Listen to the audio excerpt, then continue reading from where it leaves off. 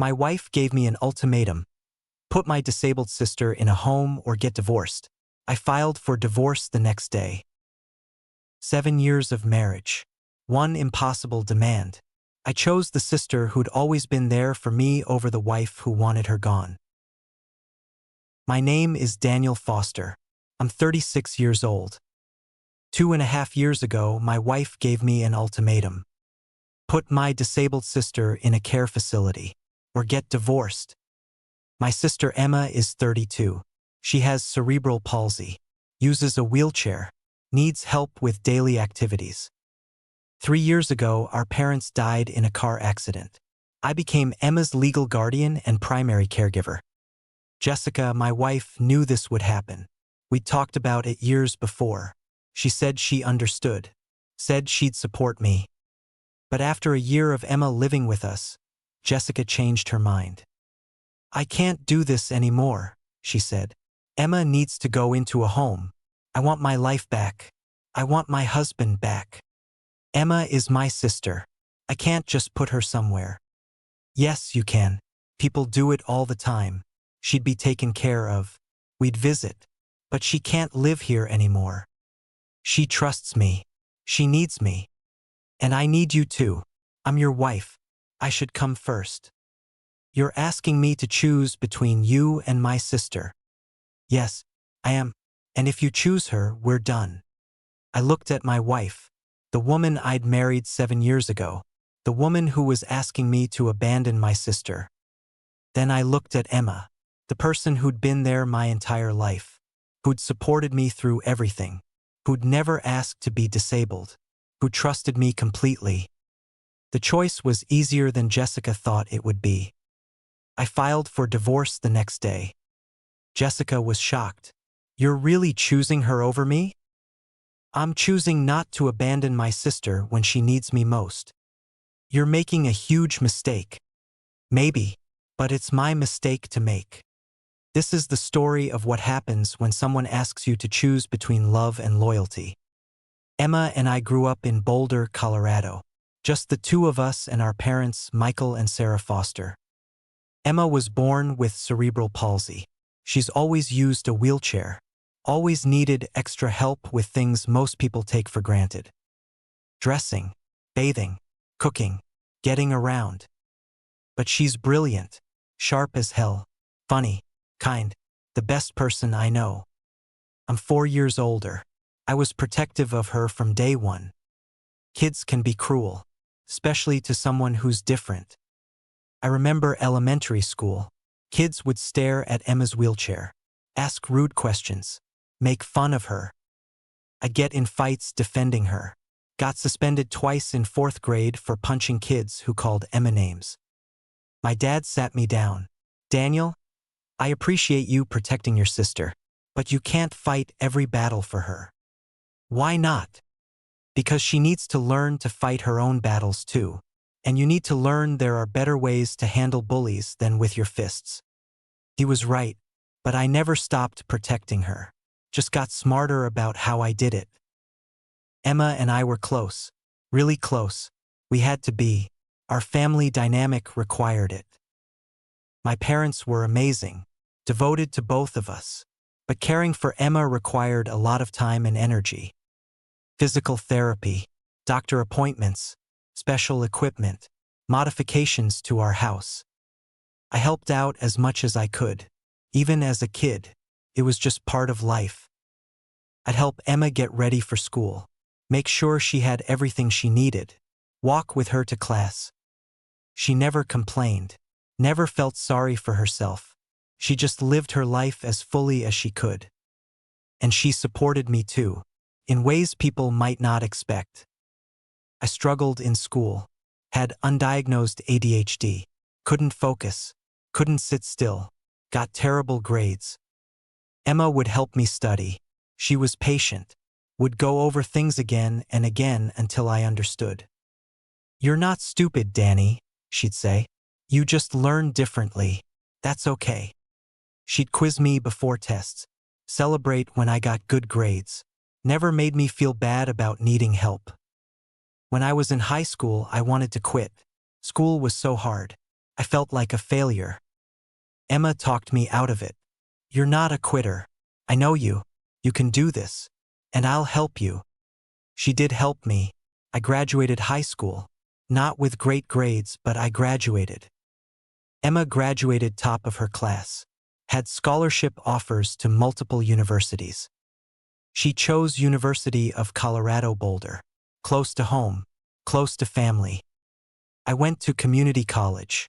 Studied business. Eventually transferred to a 4-year school. Emma got her degree in computer science. Started working as a software developer. Remote work. Perfect for her. She was independent. Had her own apartment with accessibility modifications. Had caregivers who helped with daily tasks. But she still lived near our parents. Near me. We were a tight family unit.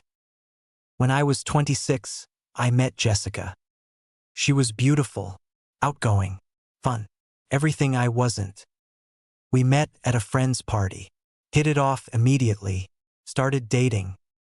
3 months in, I told her about Emma, about the cerebral palsy, about our close relationship.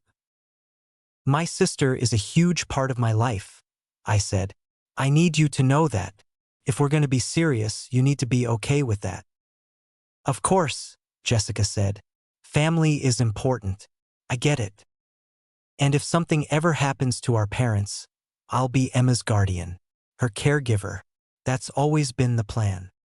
That's really admirable, Daniel. Not everyone would step up like that. I introduced Jessica to Emma a month later. They seemed to get along fine. Emma was polite, friendly, a little reserved. After Jessica left, Emma said, "She seems nice. You like her?" I don't know her well enough to say, but if you like her, that's what matters. I do like her, a lot. Then I'm happy for you. Jessica and I dated for 2 years. Then I proposed. She said yes. We got married when I was 29 and she was 27. Small wedding, family and close friends. Emma was there, of course, front row. At the reception, Emma gave a speech. I've known Daniel my whole life. He's the best brother anyone could ask for. Jessica, you're getting an amazing man. Someone who's loyal, caring, and will always show up for the people he loves. Take care of him. Jessica smiled, raised her glass. I will. The first few years of marriage were good. Really good. Jessica and I bought a house in Denver. Both had good jobs. Started building our life together. She was a marketing manager at a tech startup. Long hours, but she loved it. I was in sales. Also long hours. But we made time for each other. Weekend trips to the mountains. Dinners with friends. Game nights. Normal married couple stuff. We'd visit Emma regularly. Have her over for dinner. Include her in family events. I drive to Boulder once a week to check on her. Make sure her apartment was accessible. That her caregivers were treating her well. That she had everything she needed. Jessica would come sometimes. Not always. She had her own life, her own friends. But she never complained. Seemed fine with it all. My parents would joke about grandkids. When are you two going to give us grandbabies? Jessica and I would laugh it off. We're not ready yet. Maybe in a few years. Truthfully, we hadn't really discussed it seriously. We were focused on our careers, on building our marriage. But I assumed kids were in our future. Eventually. Looking back, I wonder if Jessica assumed Emma would somehow become less of a factor in my life over time. That as I built my own family, I'd drift away from my sister. So she was wrong. Emma was always going to be part of my life. I'd made that clear from the beginning. But maybe Jessica didn't believe it, or thought she could change it. Then 3 years ago, everything changed. My parents were driving home from a weekend trip. Late at night, tired. A drunk driver ran a red light, hit them head-on. They both died instantly. The call came at 2 in the morning. Police officer on the line. Is this Daniel Foster? I knew immediately something was wrong. Yes. I'm sorry to inform you that your parents, Michael and Sarah Foster, were killed in a car accident this evening. Everything stopped. The world went silent. Jessica held me while I cried, called my work, made arrangements. The funeral was a blur. So many people, so many condolences. None of it felt real. Emma was devastated. Our parents were her primary support system, her safety net. After the funeral, we had to figure out next steps. Emma couldn't live alone. She needed more help than her current care situation provided. She had a small inheritance from our parents, enough to pay for care, but she needed a place to live, a support system. I was her legal guardian, listed in my parents' will. We'd always known this would happen eventually, just not this soon. Jessica and I talked about it. Emma needs to move in with us, I said. Jessica hesitated. For how long? I don't know. Until we figure something out. Maybe permanently. Daniel, that's a big commitment. I know, but she's my sister. She needs me. What about us? Our life? Our plans? We'll figure it out. We'll make it work. Jessica wasn't happy, but she agreed. Okay, but we need to set some boundaries. Make sure we still have time for us. Absolutely, I promise. Emma moved in 2 weeks later. We converted our guest room on the first floor into her bedroom, made the bathroom accessible, installed grab bars, widened doorways. It cost about $15,000 to make all the modifications. Emma insisted on paying for it from her inheritance. I tried to refuse, but she was adamant. Daniel, I'm not going to let you pay for everything. This is my home too. I want to contribute. So she paid for the renovations, and for her share of groceries and utilities. She was independent that way, always had been. We hired caregivers to come during the day, help Emma with bathing, dressing, meals. Morning caregiver came at 7, stayed until noon, helped Emma get ready for work, made breakfast, tidied her room. Afternoon caregiver came at noon, stayed until 5, made lunch, helped with any errands, kept Emma company. I helped in the mornings before the caregiver arrived and evenings after they left, made sure she had everything she needed. It was an adjustment for all of us. Our house was no longer just ours. Emma was there, her medical equipment, wheelchair, shower chair, special utensils, accessible desk setup. Her caregivers coming and going, keys to our house, part of our daily routine. The first month was actually okay. Everyone was on their best behavior. Jessica was helpful, even. She'd chat with Emma, ask about her day. But I could feel the tension building. Small things at first. Jessica would sigh when she heard Emma's alarm go off at 6:30 in the morning. Why does she need to get up so early? She'd mutter. She has to allow extra time to get ready for work. You know that. I know. It's just loud. Or when the caregivers would make noise in the kitchen preparing Emma's breakfast. I can't sleep through all this commotion, Jessica complained. They're just making breakfast. They're being as quiet as they can. Maybe we should soundproof Emma's room. Or we could just adjust. This is temporary discomfort. But it wasn't temporary to Jessica. It was the new normal, and she hated it. Jessica started to get frustrated. Little comments at first. The house feels so crowded now. I miss having privacy. I feel like we never have time alone. I tried to address it. Planned date nights. Reserved Friday nights just for us. Made sure we had time to ourselves. Hired an evening caregiver once a week so Jessica and I could go out without worrying about Emma. But it was never enough. Jessica would get annoyed when we couldn't leave the house spontaneously. Let's go to the mountains this weekend, she'd say on a Thursday night. We can't. Emma has a doctor's appointment on Saturday. I need to be here. Can't the caregiver take her? It's a specialist appointment. I should be there to hear what the doctor says. You're always needed for something with Emma. She's my sister, and she just lost our parents. She needs extra support right now. What about me? Don't I need support too? Of course you do, and I'm here for you. But I can't abandon Emma. I'm not asking you to abandon her. I'm asking you to live your own life. This is my life. Emma is part of it. 6 months in, Jessica's complaints got more direct. I can't do this anymore, Daniel. Having Emma here is too much. What do you mean? I mean, I didn't sign up for this. I married you, not you and your sister. You knew this might happen.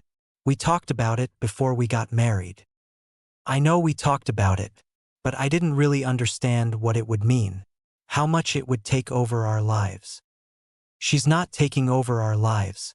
She's just living here. It's the same thing. We can't do anything spontaneously. We can't travel. We can't even have friends over without worrying about Emma. We can still do those things. We just need to plan ahead. I don't want to plan ahead. I want to be able to live my life freely. Emma is part of my life. She always has been. Well, maybe that needs to change. I was stunned. What are you saying? I'm saying maybe Emma should move somewhere else. A facility where she can get professional care. You want me to put my sister in a home? It's not a home. It's a care facility. She'd be looked after. Probably better than we can look after her. She doesn't want to live in a facility. She wants to live with family. But it's affecting our marriage, Daniel. Can't you see that? Because you're letting it affect our marriage. You're choosing to resent Emma instead of adapting. That's not fair. Neither is asking me to abandon my sister. We fought more over the next few months. The same argument, different variations. Jessica wanted Emma gone. I refused to consider it. A year after Emma moved in, Jessica's patience ran out completely. We were in the kitchen. Emma was in her room. Jessica had been quiet all day, tense. Finally, she said, "I've made a decision." About what? About Emma. She needs to move into a care facility. I've already researched places. There's a really nice one about 20 minutes from here. We can visit her regularly. But she can't live here anymore. Jessica, no. We've talked about this. I'm not asking, Daniel. I'm telling you, this is what needs to happen. You can't just decide that. Yes, I can. I'm your wife. And I'm telling you, if Emma doesn't move out, I'm moving out. I stared at her. Are you giving me an ultimatum? I guess I am. It's me or Emma. Choose. You can't ask me to choose between my wife and my sister. I just did, and I need an answer. I looked at Jessica, really looked at her, saw someone I didn't recognize anymore. The woman I married would never ask me to abandon family, would never make me choose. I need time to think, I said.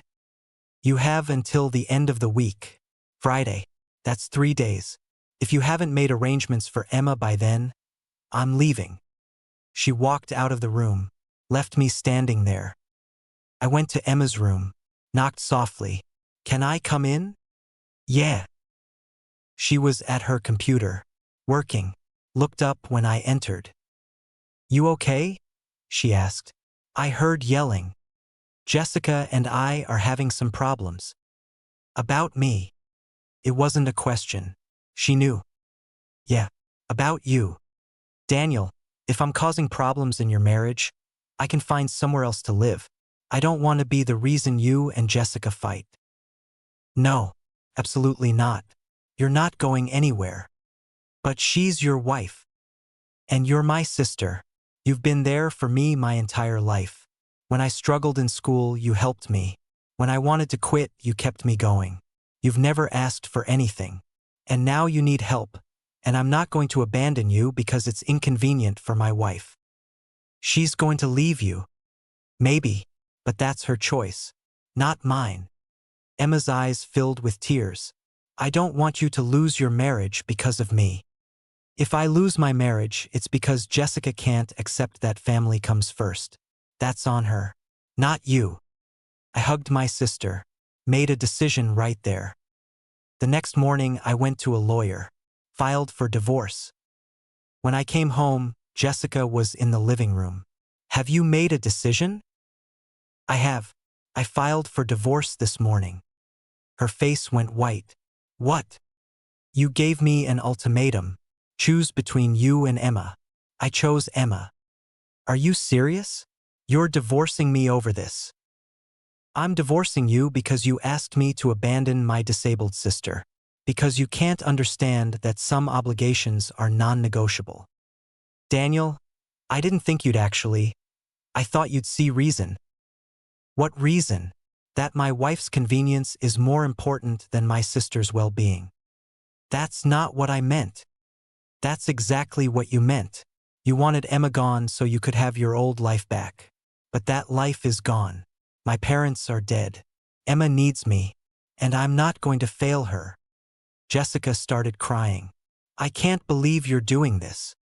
I can't believe you made me do this. You forced this choice, Jessica. Not me. We can work this out. I'll try harder. I'll be more patient. No, you had a year to try harder, to be patient, to accept that this is our life now. Instead, you gave me an ultimatum, so I'm calling your bluff. This isn't a bluff. I love you. If you loved me, you'd never ask me to choose. You'd understand that Emma is part of who I am. That caring for her isn't optional. What about caring for our marriage? I tried to care for our marriage. I planned date nights. I hired extra help for Emma. I did everything I could to make you happy. But it was never enough. Because what you really wanted was for Emma to disappear. Jessica wiped her eyes. Her sadness turned to anger. Fine. If this is what you want, fine. But don't expect me to make this easy. I don't expect anything from you anymore. She moved out that weekend, went to stay with her sister. The divorce process started. It was ugly. Jessica told everyone her version of events. That I'd chosen my sister over my marriage. That I'd abandoned my wife for a sibling. Her friends rallied around her, painted me as the villain. My friends were more divided. Some understood. Family is family. You're doing the right thing. Others thought I was wrong. You're supposed to put your spouse first. That's what marriage means. Even my extended family had opinions. My uncle called. Daniel, I heard about you and Jessica. Is it true you're getting divorced because of Emma? It's true we're getting divorced. But it's not because of Emma. It's because Jessica can't accept Emma being part of our lives. That's a tough situation. But son, your wife should come first. That's the commitment you made. I also made a commitment to Emma, to my parents, to always take care of her. There are facilities for that. Professional caregivers. Emma doesn't want to live in a facility. She wants to live with family. And I'm her family. Sometimes we have to make hard choices. I did make a hard choice. I chose the person who's never let me down over the person who gave me an ultimatum. He didn't agree, but he dropped it. Jessica's lawyer tried to use Emma against me in the divorce proceedings. Claimed I was financially irresponsible, spending marital assets on Emma's care. My lawyer countered that Emma's care was paid for by her inheritance, that I hadn't used any marital funds inappropriately. It was exhausting, months of fighting, negotiations, mediation. Finally, a year after I filed, the divorce was finalized. Jessica got the house. I got my retirement accounts. We split everything else. Emma and I moved into a new place, a ranch-style house with everything on one level, perfect for wheelchair accessibility. I bought it outright with money I'd inherited from my parents.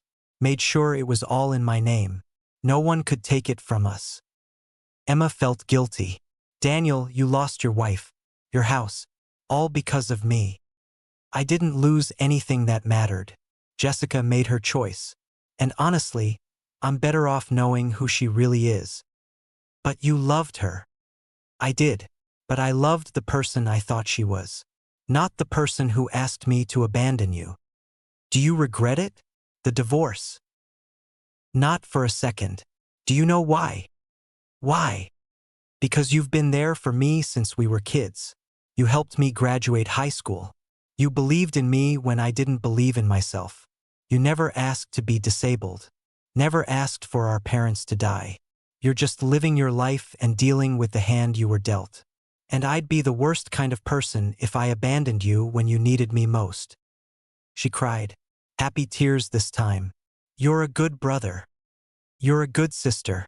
We take care of each other. That's how it's always been. That's how it'll always be. It's been 18 months since the divorce was finalized.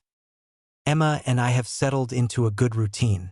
I work from home now, software sales, flexible hours. Took a pay cut to get the remote position, but it was worth it. I can be here for Emma when she needs me, and still make a good living. We have caregivers who come during the day, but I handle mornings and evenings. Morning routine. I help Emma get dressed if the caregiver is running late. Make coffee, toast, sometimes eggs if we're feeling fancy. We watch the news together, complain about politics, laugh at the weather guy who's always overly dramatic. Then I go to my home office, work my calls, manage my accounts. Emma works in her room, software development, remote, perfect for her skills.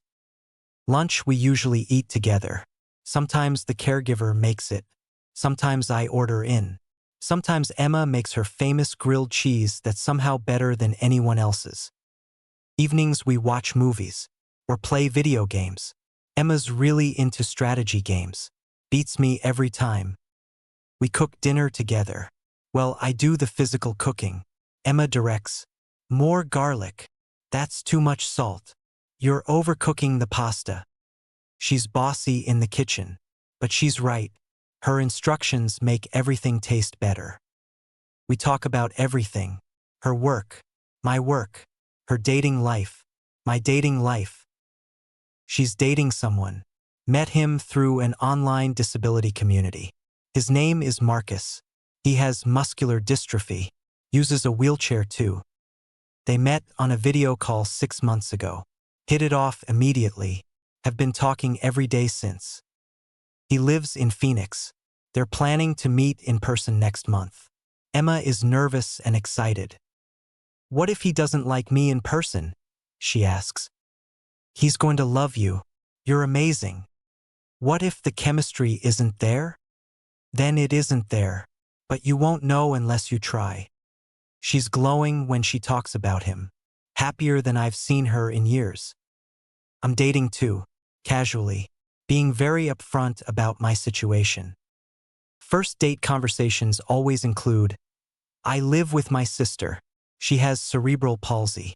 I'm her primary caregiver. That's not going to change. If you can't handle that, we shouldn't waste each other's time. Some women can't handle it, and that's fine. Better to know now. One said, that's really admirable, but I don't think I can handle that kind of complication in my life. I appreciated the honesty. Thanks for being upfront.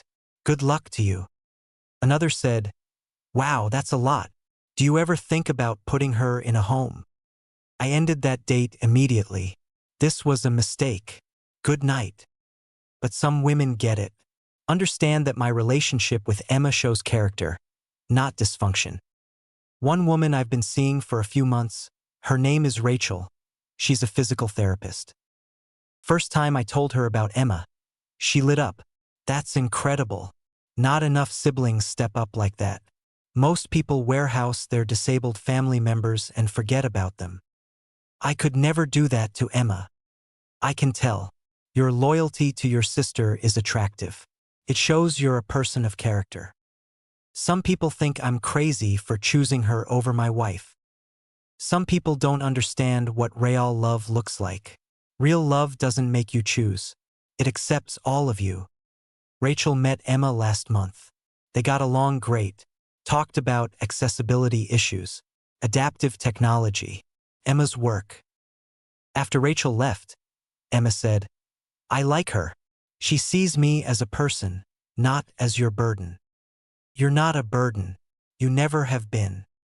I know you feel that way, but not everyone does. Rachel gets it though. Hold on to that one. I'm trying to. We're taking it slow. But it feels different. Better. Like maybe I found someone who actually understands my life. Jessica has remarried. I saw it on social media. Some guy she met at work. They got married fast. 6 months of dating. Good for her. I hope she's happy. I don't hate her. I'm not angry anymore. I just feel nothing. She's part of my past. My present and future are here. With Emma. With the life we're building together. People still ask if I regret my decision. If I wish I'd chosen differently. The answer is always no. I didn't choose my sister over my wife. I chose integrity over ultimatums. I chose loyalty over selfishness. I chose family over someone who wanted me to abandon family. And I'd make the same choice every single time. Emma is thriving. She got a promotion at work. Is saving money. Talking about maybe getting her own place someday if she can find the right setup. I told her there's no rush. You can live here as long as you want. This is your home too. I know, but I don't want to hold you back from living your own life. You're not holding me back. You're part of my life. The best part, honestly. She smiled. You're such a sap. Yeah, well, you're stuck with this sap. I can think of worse fates. I look back at my marriage sometimes. Wonder if there was anything I could have done differently. Maybe if I'd set better boundaries from the start. Maybe if I'd been clearer with Jessica about what Emma's care would actually look like. But honestly, I don't think it would have mattered. Jessica didn't want to share my attention. Didn't want the inconvenience. And I couldn't be married to someone like that. I need a partner who understands that love isn't finite. That caring for my sister doesn't mean I have less love to give. I need someone who sees Emma as a person, not a burden. Who understands that disability doesn't make someone less worthy of family and community. Jessica never saw Emma that way. She saw an obstacle, an inconvenience. That's the fundamental incompatibility. Not Emma's disability. Jessica's inability to see past it. I'm in a better place now. Emotionally, financially, spiritually. I'm proud of the choice I made. Proud that when tested, I didn't abandon the person who'd never abandoned me. Emma and I joke about it sometimes. Remember when I ruined your marriage? You didn't ruin anything. You revealed the truth. There's a difference. Still, not many brothers would have done what you did. Not many sisters would have helped their brother graduate high school despite having their own challenges. We're even. The truth is, I got the better end of this deal. I lost a wife who'd have eventually resented me anyway, and I kept my sister, my best friend, my family. That's not a sacrifice. That's a win. Have you ever been asked to choose between family members? Have you ever had a spouse give you an impossible ultimatum? Have you ever been criticized for putting family first? Share your story in the comments. Sometimes the hardest choices are actually the clearest ones. If you believe that asking someone to abandon their disabled sister is wrong, hit that like button and subscribe. Because family isn't just about biology or marriage certificates. It's about showing up when it matters. And when someone asks you to stop showing up, they're telling you who they really are. #I chose my family.